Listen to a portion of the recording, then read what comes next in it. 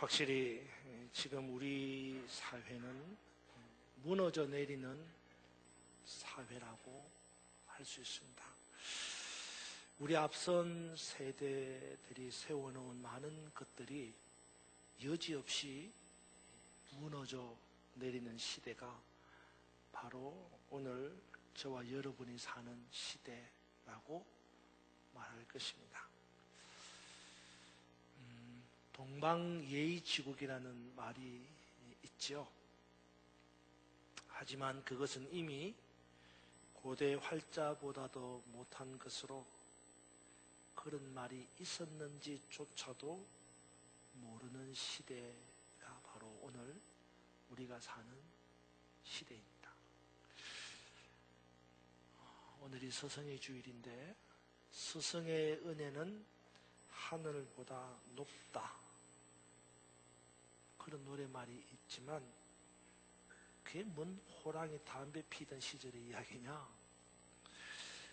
선생질이나 잘하라고 소리 질러대고 아이들이 보는 데서 스승의 뺨을 치는 시대가 바로 오늘의 우리 시대입니다. 을을 향한 갑의 무자비한 횡포가 판을 치는 시대, 그런 시대를 지금 우리가 살고 있습니다. 거듭 말하지만 지금 우리 사회는 마치 모래의 성이 하얀 파도가 밀려올 때 쓰러지듯이 그렇게 모든 것들이 무너져 내리는 사회라고 말할 수 있습니다. 혹자는 이렇게 말하기도 합니다. 우리 사회가 무너져 내리는 것은 사실이지만 모든 것이 다 무너져 내리는 건 아니지 않느냐. 그래도 우리 사회가 예전에 보다 훨씬 더 잘 사는 사회가 아니냐, 그렇게 말하기도 합니다. 물론 문명의 발달로 인한 편리한 삶을 누리는 것은 예전 시대보다 나아진 것이 분명합니다. 그렇잖아요, 그죠? 이제는 뭐 세탁기의 수준을 넘어서, 그죠?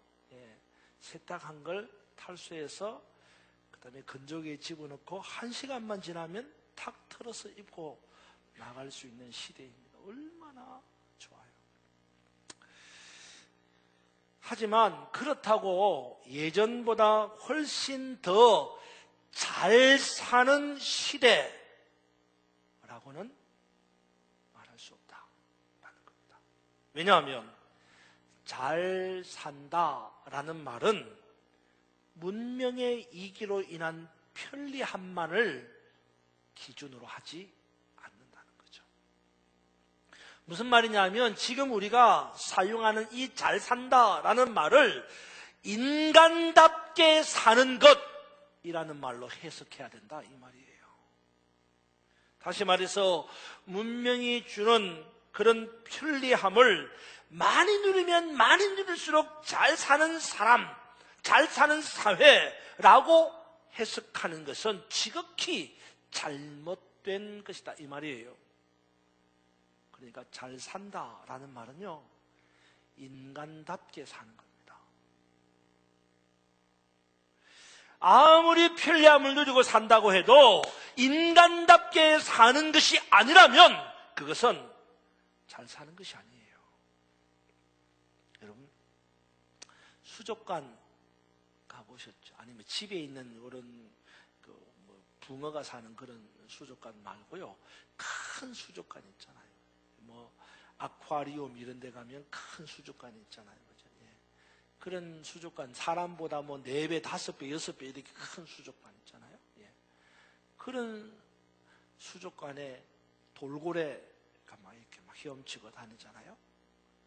그 돌고래가 수족관에서 잘 살까요? 못 살까요? 잘 사는 거예요? 때만 되면은 그 양육사가 맛있는 그런 먹을거리를 탁 던져주면 돌고래가 싹싹 받아먹고 굳이 사냥하러 안 다녀도 되잖아요. 좀 아프다 싶으면 또 의사가 와서 뭐 이렇게 만지고 또 약도 주고 주사도 놔주고. 굳이 물 좋은 데로 찾아갈 필요도 없습니다. 그죠? 물이 좀 더러워지면 또 수족관에 물로 싹 갈아주고, 영양이 필요하면 영양제 주고. 그런다고 잘 사는 겁니까? 그게 잘 사는 거예요? 돌고래가 잘 사는 방법은 뭐예요? 수족관을 떠나는 거예요.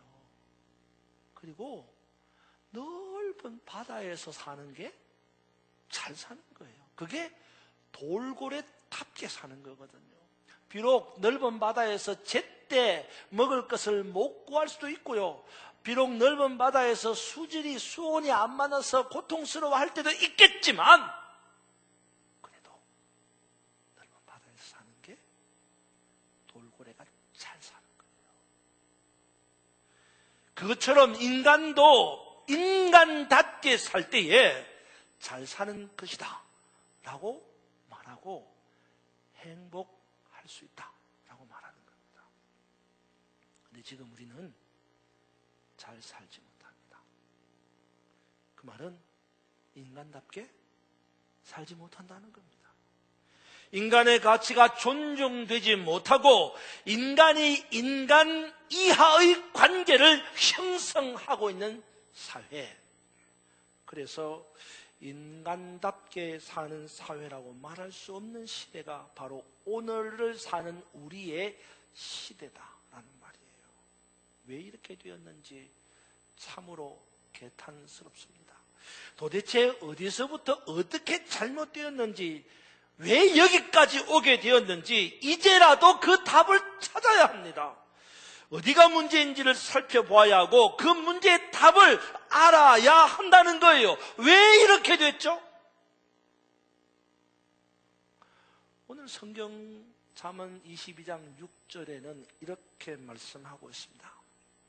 마땅히 행할 길을 아이에게 가르치라. 그리하면 늙어도 그것을 떠나지 아니하리라. 같이 한번 읽겠습니다. 시작. 마땅히 행할 길을 아이에게 가르치라. 그리하면 늙어도 그것을 떠나지 아니하리라. 아멘. 그렇습니다. 이 말씀에 근거해 보면 지금 우리가 사는 사회가 이렇게 병들게 된 이유로 두 가지를 말하고 있어요. 한 가지, 첫 번째는요, 마땅히 행할 길을 가르치지 않았다라는 거예요. 무엇이 문제입니까? 가르침의 내용이 문제라는 거예요. 교육의 내용이 문제라는 겁니다. 여러분 착각하지 마세요. 교육은 인간만이 하는 것이다. 그건 착각이에요. 교육은, 가르치는 것은 인간만이 하는 게 아니에요. 교육은, 가르치는 것은 이 세상에 있는 모든 호흡이 있는 것은 다 교육합니다. 다 가르쳐요. 동물의 세계에서도 교육이 이루어지고 있다, 이 말입니다. 하늘을 나는 독수리도 교육을 해요. 땅 위에 포식자라고 하는 호랑이 사자도 교육을 합니다. 심지어는 하루만 살다가 죽는 하루살이도 교육을 하고 가르치는 거예요. 그러니 인간만 교육을 한다, 착각이에요. 호흡이 있는 모든 것들은 다 교육을 합니다. 중요한 것은 무엇을 가르치느냐, 교육의 내용이라는 거예요. 극단적인 표현일 수도 있겠지만 동물과 인간의 교육 차이가 뭐냐? 그것은 생존을 위한 교육이냐, 아니면 그것을 뛰어넘는 교육이냐라고 하는 교육의 내용이 차이라는 거예요. 동물은요, 그 가르치는 것이, 그 교육이 뭘 위한 거예요? 생존을 위한 거예요. 동물은. 그러니까 어미가 새끼에게 뭘 가르쳐요? 생존을 가르치는 거예요. 생존을. 제가 원고에 없는 이야기지만 갑자기 생각나. 여러분 개미 귀신 알아요? 개미 귀신. 어머니 그 개미 귀신 어미가 새끼 개미를 낳아요. 개미 귀신을 낳아요. 그리고 어미가 새끼들에게 뭐라 하냐면 내 살을 뜯어먹으라고 가르쳐요. 그럼 새끼들이 그 나와가지고 그 어미의 살을 뜯어먹고 자라는 거예요. 어미는 죽어요. 그 어미가 새끼에게 뭘 가르쳐요? 네가 살려면 나라도 잡아먹어야 돼. 그걸 가르치는 거예요. 생존을 가르치는 거예요. 사람은 그렇지 않잖아요. 그러니까 동물의 세계에서의 교육의 내용은 생존입니다. 생존. 하지만 인간의 교육은 그것을 뛰어넘는 내용이라는 겁니다. 생존이 목표가 되는 교육이 아니라 생존을 뛰어넘는 인간다움의 가치를 알고 터득하고 생산하고 전성해 가는 것, 그것이 인간이 할 수 있는 교육이다라는 거예요. 하지만 지금 우리의 교육은 그렇지 못한 것이 현실입니다. 일단은요, 선택의 여지가 없습니다. 인간들도 선택의 여지가 없이 무슨 교육을 하는 거예요? 생존 교육을 하는 거예요. 예. 선택의 여지가 없습니다. 여러분 자녀들에게 배워야 된다고 말하는 이유가 뭐예요? 간단해요. 먹고 살려면 배워야 돼, 이거예요. 그렇잖아. 생존이죠. 먹고 사는 게 생존이잖아요. 생존을 위해서 뭐 해야 된다? 배워야 된다고 이야기하는 거예요. 그만큼 생존이 중요한 세상이 되었기 때문입니다. 그래서 생존 교육을 하고 난 다음에야 생존을 뛰어넘는 교육을 하겠다는 겁니다. 하지만 현실은 냉정합니다. 생존 교육을 한 후에 생존을 뛰어넘는 교육을 하겠다는 것은 생각뿐입니다. 왜냐하면요, 인간의 생존 방식은요, 다양합니다. 어떤 사람은요, 하루에 3끼만 먹어도 좋겠다 그러거든요. 뭘 먹어도. 어떤 사람은 하루에 3끼를 먹을 때 고기 반찬을 먹어야 돼요. 생존이. 어떤 사람은 하루에 3끼의 고기 반찬을 먹으면서 금숟가락으로 먹어야 됩니다. 생존이에요.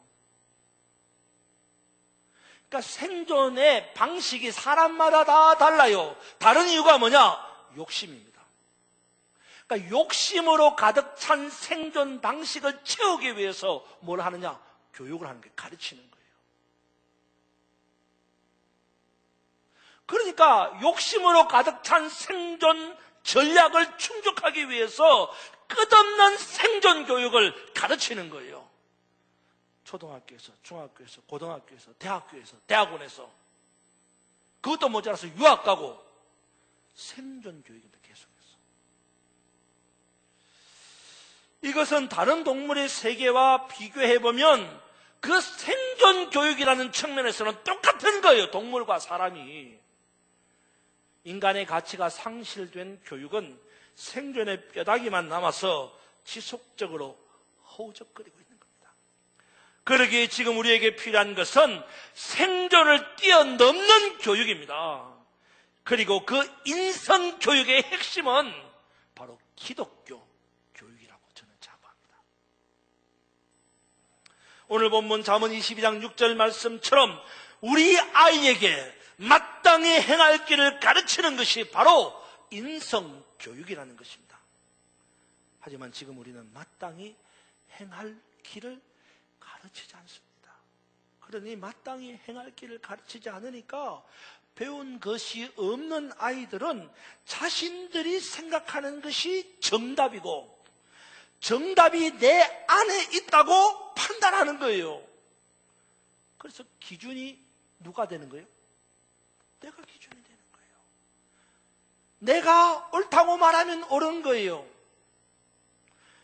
내가 판단하는 것이 가치 기준이 되는 겁니다. 간혹 이런 부모를 만날 때가 있어요. 이렇게 우리 교회나 이렇게 우리 교회 뭐 집사님, 권사님들에게 자녀들을 우리 교회로 보내주셔야죠. 그러면 이렇게 말합니다. 우리는 우리 아이들에게 다 맡깁니다. 교회를 가고 안 가고는 지가 알아서 결정하는 것이지 부모가 가라고 해서 갑니까? 부모가 가지 말라 그래서 안 갑니까? 우리는요, 우리 아이들에게 다 지가 알아서 하라고 다 맡깁니다. 어떻게 보면 대단히 민주적인 것처럼 보입니다. 근데 제가 가만히 생각을 해봐요. 정말 그럴까? 정말로 다 아이들에게 다 맡길까? 응? 만약에 그 아이가 어느 날 아버지 자신의 무릎에 올라앉아서 아버지의 수염이나 머리카락을 집어당길 때도 그래, 네가 다 알아서 해라 그럽니까?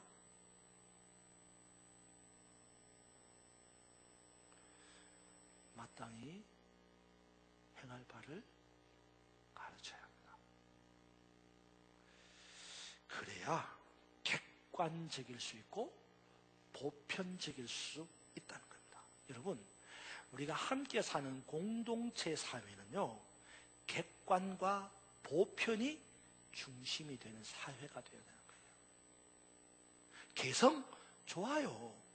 개성 좋아요. 주관이 뚜렷한 거 좋습니다. 그러나 개성과 주관만 있는 게 아니라 보편적이고 객관적인 것이 지배되는 사회가 건강한 사회예요.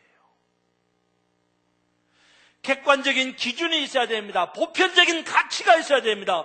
이런 것이 판단의 기준이 되어야 질서가 유지되고 건강한 공동체가 만들어질 수 있다는 겁니다. 하지만 지금 우리 사회는 객관과 보편이 상실되는 사회예요. 그래 말하는 거예요. 네가 생각하는 것이 정답이야. 우리 애들이 그런 거예요. 네가 생각하는 게 정답이야. 정답은 내 안에 있어. 네가 생각하는 것이 기준이야. 네가 판단하면 옳은 거야. 모든 것을 개인 중심으로 그 가치를 형성해 가게 만드는 겁니다. 내가 맞으면 맞는 거예요. 내가 틀리면 틀리는 겁니다. 개인 중심의 사고가 우리 사회에 점점 만연해 가고 있는 것입니다. 마땅히 가르칠 것을 가르치지 않는 사회. 그렇게 말하죠. 굳이 뭘 그걸 가르치느냐고. 마땅한 것이 뭐냐고. 싫은 것은 싫은 거고 싫은데 뭘 가르치느냐고. 가르치지도 배우지도 않고 지내가는 사회. 그게 지금 우리 사회예요. 여러분 식당 가면 그죠? 애기들이 막 그냥 동네방네 뛰어다니잖아요. 안 잡아요, 그죠? 뭐 제가 예전에 한번 예화를 이야기했잖아요. 실제 식당에서 있었던 일. 딸하고 엄마가 앞에서 식당에서 딱 먹고 있는데 옆에 있는 테이블에 애가 와가지고 그 엄마가 딸이 먹는 그 컵에다 손을 푹 담궈버렸어요. 근데 그 애기 엄마가 아무 말도 안 하고 그냥 가만히 있는 거예요. 그냥 얼마나 화가 나겠어요. 그래도 그냥 참는 거 아니지만 하여튼 꾹 참았어요. 그리고 식사를 다 하고 나가면서 그 엄마가 화가 나니까 엄마가 나가면서 그 옆 테이블에 있는 그 집 테이블에 앉아있는 그 어머니 컵에다 손을 푹 집어넣었어요. 이 엄마가 화가 나가지고 막 뭐라 그러니까 당신 애가 컵에 손 담아놓을 때는 왜 아무 소리 안 하고 내가 손 담으니까 뭐라 그러냐고. 그리고 그냥 갔다는 거죠. 우리 사회가 그런 거예요. 우리 아이들에게 가르칠 것을 안 가르치는 거예요. 지금 우리 사회는요, 사사시대와 같은 시대입니다. 사사기 21장 25절에 이렇게 말합니다. 그때 이스라엘에 왕이 없으므로 사람이 각기 자기 소견에 옳은 대로 행했다 그랬습니다. 왕이 없다는 건 뭐예요? 기준이 없다는 거예요. 객관적인 기준, 보편적인 가치가 없다는 겁니다. 그래서 개인이 생각하기에 옳다면 옳은 거예요. 하고 싶으면 하는 거예요. 하기 싫으면 안 하는 거예요. 그게 바로 사사시대의 특징이라는 겁니다. 오늘 우리가 사는 시대가 바로 그런 시대예요. 더 이상 이대로는 안 됩니다. 마땅히 가르칠 것을 아이에게 가르쳐야 합니다. 그래서 객관적인 기준과 보편적인 가치를 만들어 가야 된다는 거예요. 여담이지만은 우리 교회에 천사가 하나 왔잖아요. 다솜이. 얼마나 이뻐요, 그죠? 이뻐 죽겠어요. 근데 제가 다솜이를 보면은 하는 행위가 있어요. 사모님이 저보고 확 이러는데 다솜이를 울리는 게 제 취미입니다. 다솜아! 그러면 애가 잘 놀다가도 탁 경직이 돼요. 이놈. 경직이 돼요. 사실 저는 그래요. 그러면 돼야 안 돼요. 엄마, 돼야 안 돼요. 목사님, 돼야 안 돼요. 사실 우리 자녀에게 다솜아, 이놈, 그렇게 하는 사람이 있을까요? 그래도 목사니까 장난 삼아서 야 이놈, 이놈! 그러지. 만약에 여러분이 야 이놈 이러면 목사님 쫙 째려보면서 이럴 거예요.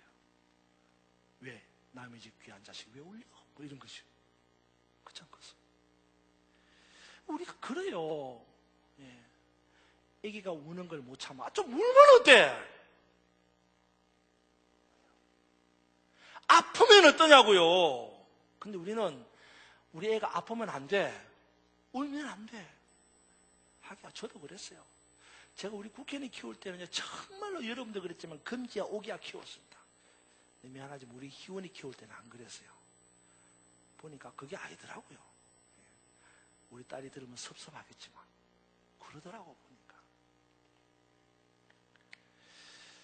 우리 아이에게 가르쳐야 될 것을 가르쳐야 됩니다. 마땅한 것을 가르쳐야 되는 거예요. 그게 뭡니까? 바로 하나님의 말씀입니다. 이 하나님의 말씀을 우리는 바이블이라고 말하지만 원래 하나님의 말씀은 캐논이에요. 캐논이 뭔지 아시죠? 대포가 아닙니다. 캐논은 영어 사전에 보면 기준, 자 이런 뜻이에요. 측량자. 그러니까 하나님의 말씀이 기준이라는 거예요. 하나님의 말씀이 객관적인 기준이고 하나님의 말씀이 보편적 가치라는 거예요. 그러기에 지금 우리가 마땅히 가르쳐야 될 것은 하나님의 말씀이라는 거예요. 그런 의미에서 교회학교 교사는 참으로 중요합니다. 교회학교 교사는 생존을 가르치는 사람이 아닙니다. 교회학교 교사는 인간답게 사는 것을 가르치는 사람입니다. 그리스도인에게 있어서 객관적인 기준이 뭐냐를 가르치는 것이 교회학교 교사입니다. 그리스도인으로서 보편적인 가치가 뭐냐고 가르치는 것이 교회학교 교사입니다. 그래서 우리 사회가 인간답게 사는 행복한 공동체로 만들어가고자 애쓰고 수고하는 사람들이 교회학교 교사예요.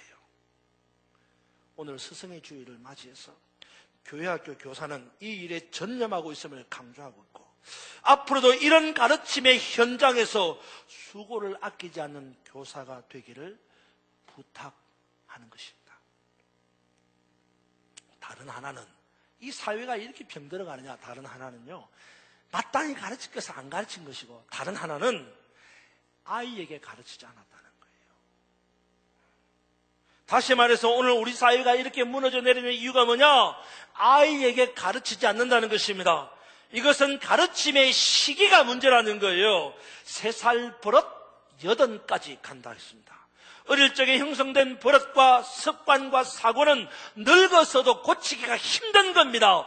어렸을 적에 형성된 생활 습관과 양식은 성인이 되어서도 영향을 미치기 때문에 영유아, 유치, 소년, 청소년기 습관을 감지하는 것은 당연한 거예요. 식습관은 어릴 적부터 가르치는 겁니다. 편식하는 사람 어릴 적부터 식습관 배우지 못해서 그런 거예요. 양치질 안 하는 거 어렸을 적부터 안 배워서 그런 거예요. 저도 그렇지만. 저도요, 집사람한테 막 바가지 긁힙니다. 당신 양치질 안 하고 자꾸 이래요. 제가 어렸을 때 양치질 정말 하기 싫었거든요. 안 해. 지금도 그게 몸이 배인 거예요. 3살부터 8까지 정말 가더라고요. 잘 안 돼. 양치질을 좀 잘해보려고 좋은 칫솔 사도요. 살 뿐이지 별로 잘 안 해요. 그런다고 진짜 안 하는 건 아닙니다. 착각하지 마시고. 어린아이는요, 배우는 것에 익숙하지 않습니다. 어린아이가 뭔가를 배운다는 것은 참으로 어려운 것입니다. 어린아이는 배우는 것이 재미있다, 그렇게 말하지 않아요. 어린아이는 배우는 것이 신난다, 그렇게 말하지 않습니다. 어린아이가 배우는 것은 귀찮은 것이고, 정말로 하기 싫은 것입니다. 그러나, 아이가 싫다고 해도, 귀찮다고 해도, 네가 알아서 해라. 그렇게 하면 안 되죠. 결국 그렇게 하면 아이는 이가 썩고 편식을 해서 건강을 잃어버리게 되는 겁니다. 아이에게 가르쳐야 할 것을 가르치는 거예요. 아이를 훈육해야 합니다. 교사의 객관적이고 보편적인 가르침은 아이의 내적 균형과 건강한 성장 발달을 이루는 데 있어서 매우 중요한 것입니다. 아이는 교사의 가르침에 따라 도덕적 행동을 판단하고 연습하고 마침내 성숙하게 옳은 가치를 판단하게 되는 거예요. 이런 과정이 때로는 아이에게 불편하기도 하고 유쾌하지도 않겠습니다. 그러나 보편적이고 그리고 객관적인 그런 것들을 지속적으로 아이에게 가르쳐야 된다 이 말이에요. 그런 의미에서 교회학교 교사는 어린아이를 가르침으로 이 사회를 건강하게 만드는 참으로 중요한 사람들입니다. 그러기에 우리는 교회학교 교사를 귀히 여겨야 됩니다. 교회에서 귀하지 않는 일이 어디 있겠어요? 그죠? 성가대도 귀하고, 식당 봉사도 귀하고, 청소도 귀하고, 전도도 귀하고, 다 귀한 일입니다. 하지만 교회학교 교사는 정말로 중요한 일입니다. 이 일을 묵묵히 감당하고 있는 교회학교 교사들을 우리는 스승의 주일인 오늘을 더없이 위로하고 격려하고 축복해야 합니다. 오늘 스승의 주일입니다. 교회가 살려면 교회 학교가 살아야 합니다. 교회 학교가 살려면 학생이 살아야 합니다. 학생이 살려면 무엇보다도 교사가 살아야 합니다. 사랑하는 여러분, 적어도 오늘 하루만큼은 아이에게 마땅한 길을 가르치는 교사들을 생각하며 그들을 위로하고 축복하고 격려하는 여러분이 되기를 부탁합니다. 오늘 이 예배 마치면 12시 반에 지하 2층에서 교사 위로회가 열립니다. 그 사람들이 하는 거니까 나는 몰라. 그러지 말고 한번 내려가 봐서 교사들이 뭐 하나 한번 좀 봐주세요. 그리고 호주머니 찔러가서 뭐가 있으면 좀 하나씩 주기도 하고 말입니다. 제가 오늘 우리 교사들에게 자그마한 선물을, 제가 한 게 아니라 우리 교회가 자그마한 선물을 하나 준비를 했어요. 카카오 프렌즈가 걸려있는 우산, 3단 자동 우산 교사들에게 선물합니다. 성가대는 목사님 우리는 안 챙겨주고 막 교사들만 맨날 챙겨주더라고요. 제가 우리 교육부장님 보고 오늘 스승의 주일이니까 교사 위로회를 좀 한번 만드시죠. 그래서 그랬더니 교육부장이 마음에 미안함이 있는 거예요. 왜냐, 한 달 전에 교사들 데리고 어디 뭐 계룡산인가 대둔산인가 어디 뭐 이렇게 야외 소풍을 갔다 왔거든요. 그러니까 한 달 전에 갔는데 또 위로회를 하겠습니까? 교회 재정도 없는데 어떻게 그걸 해요? 말을 못 꺼내는 거예요. 그래서 집사님 하세요. 스승의 주일인데 그냥 지나겠습니까? 차라리 스승의 주일이라고 하지를 말지. 요즘에 그런다면서요. 스승의 날 없애버리자고. 그러다가 진짜 없어질까 겁나더라고. 그래서 오늘 스승의 주일이라서 돈 좀 들여가지고 좋은 선물 만들어서 교사들에게 선물합니다. 여러분들도 같은 마음, 자, 여러분들이 헌금하고 여러분들이 다 한 마음으로 하나님께 바친 걸 갖고 이게 선물하는 거예요. 여러분들이 같은 마음으로 교사들을 위로하고 축복해 주시면 참 좋겠습니다. 교사들을 위해서 기도해 주시기 바랍니다. 교사들에게 힘을 실어 주시기 바랍니다. 그래서 교사들이 자부심을 가지고 마땅히 행할 길을 아이에게 가르침으로 우리 교회가, 우리 공동체가, 나아가서 우리 사회가 건강한 하나님의 나라가 되기를 주님의 이름으로 축원합니다. 여러분, 교사들이 이거 해주세요. 그러면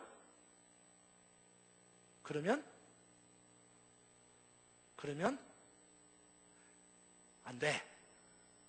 그러지 마시고, 교사들이 이거 해주세요. 그러면 아멘. 아멘. 네. 제가 교사예요. 이거 좀 해주세요. 네, 이거 정말 잘해주겠다. 우리 이거 필요해. 이거 좀 해주세요. 이거 좀 해주세요. 그래서 우리 교사들이 힘을 얻고 즐거운 마음으로 사역할 수 있도록 여러분들이 함께 해주시기를 주님의 이름으로